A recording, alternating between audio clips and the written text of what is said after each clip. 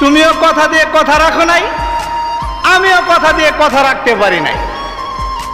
এখানে দুইজনই সমান সমান অপরাধে অপরাধী, কিন্তু পার্থক্য আছে একটাই,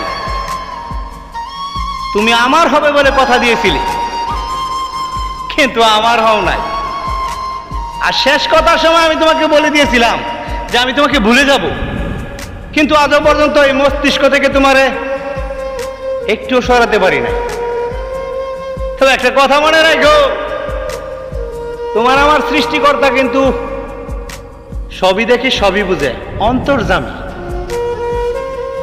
শেষ বিচারের দিন ঠিকই ফয়সালা হবে কে ছিল সত্যিকারের অপরাধী। তুমি আমার সাথে করছো বেঈমানি, যা আমি কখনোই করিনি।